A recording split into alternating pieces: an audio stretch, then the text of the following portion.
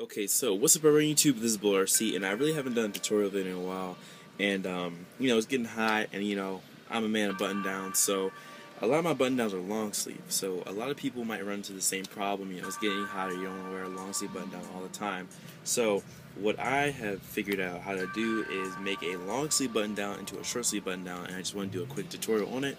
First of all, I'm going to explain how to do it so that I can kind of chop the video up and make it as short as possible, but as detailed as possible. I want you to be able to know how to do this and watch through this video without having to ask me a lot of questions. So here we go.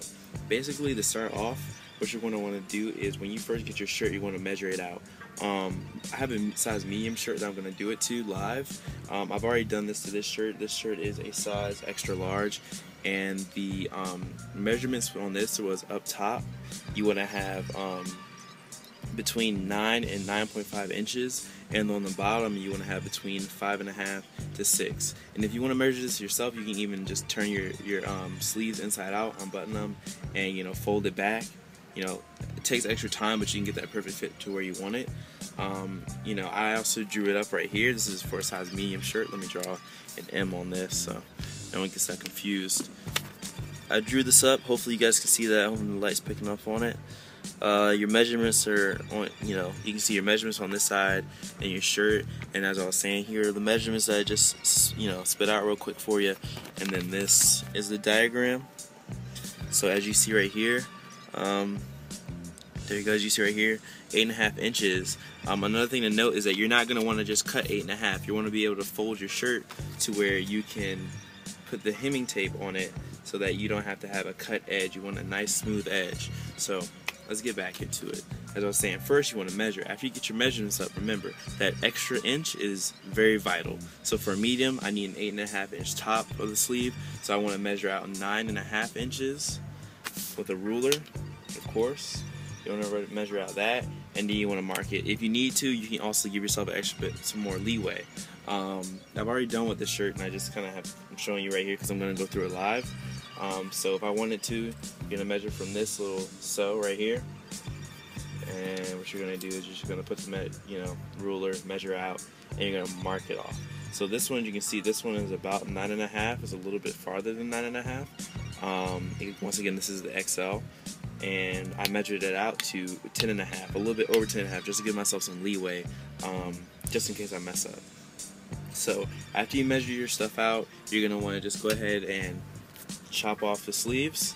And for folding, what you're going to want to do is you're just going to fold in the sleeve. I'm going to pull it right here. You guys can see how I did cut it. And what you're definitely going to need is some hemming tape. If you guys are wondering what this is, a hemming tape. You're going to need hemming tape. You're going to need a hot iron and scissors and some type of ruler and something to mark with. So that's what you're going to need. Sorry I didn't mention that earlier. My bad. But yeah, that's what you're going to need. And another thing to do is before you start cutting is what you're going to do is you're probably going to want to run over it with your iron just to make sure everything is smooth, nothing's wrinkled, so you get all your measurements perfect and where they need to be. Once you cut it, what you're going to want to do is you're going to fold it in an inch. Remember, you give yourself that extra inch, you fold it in an inch, and then, oh, come on, oh, iron's already making noise, but once you fold it in an inch, you're going to want to take your iron and go ahead and flatten it out. This will make sure when, some word came out, but this will make sure that when you go to put your hemming tape inside, it's going to stay where it needs to be. And it doesn't even matter if you don't get it perfectly. Like this one, you can see it's not exactly perfect because when you put it on, you can't tell, and it's already folded, so it just looks good either way. If you get it off by a small bit, it leaves some room for error. Okay, so as I was saying, once you fold it in, what you want to do is once you have it folded in, iron nice and flat, you're going to want to take your shirt and you're going to want to fold it inside out. Now when you fold it inside out, it helps when you've ironed it because it'll keep that initial crease in there so you know where you need to fold your shirt. Alright, so right here, as you can see, this is the shirt inside out, and I had it folded over. And what you're going to want to do is you're going to want to take your hemming tape. I'm pretty sure you can pick this up at Walmart, any type of fabric store. I'm pretty sure you can pick it up, but this is called hemming tape. It's activated by heat, and you're just going to measure it out And the good thing about it is that it is sewn. You know how the shirts are sewn together.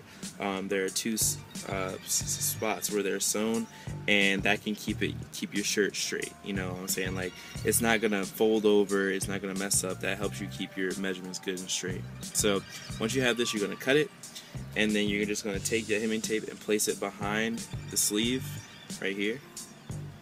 You can see that. Let me use the back because that's a piece of what you can see that I can still fold it over right here, but the place where I put the hemming tape at, I can't open it up. If I tear it, yes I can, but I can't just open it up. It's a pretty strong hold. When you put the hemming tape in there, it's fine. I would say that what you want to do is you want to get it to close as the top edge as possible, because when you're putting on the shirt, you don't want to completely, every time you put on the shirt, you don't want to have to feel like your fingers are getting caught in or anything like that. And you don't need to have it down here because that fold is going to stay. And even if it doesn't stay, if it comes up, when you iron your button-down shirts, I mean, there's no leeway for it to move. If you feel the need that you need to put some extra hemming tape in and just make sure you get the bottom and the top, that's perfectly fine. It's personal preference. So that's about 6 minutes of explanation. So now let's get into me doing it live.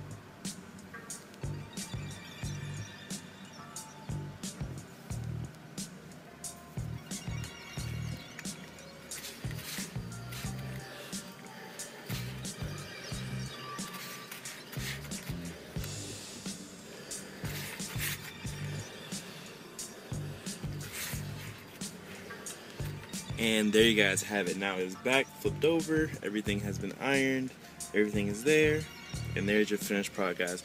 Hope you guys enjoyed this video. Any further questions, leave it down in the comments below. I will try to edit this video as best as I can, make it as short as possible. I just want you guys to be able to do it right, and not have any, hookups, hang-ups. Once again, measure, make sure you iron, make sure you give yourself that extra inch of leeway.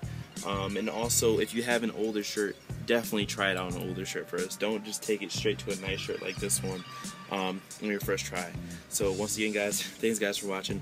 Please rate, like, comment, subscribe. I really hope this helped you guys. If you shop on Karma or anything like that, my rep code is Moonman94, Plunder, anything like that, and I'll leave a link down below. You guys have a great night, and I hope this helps. Peace.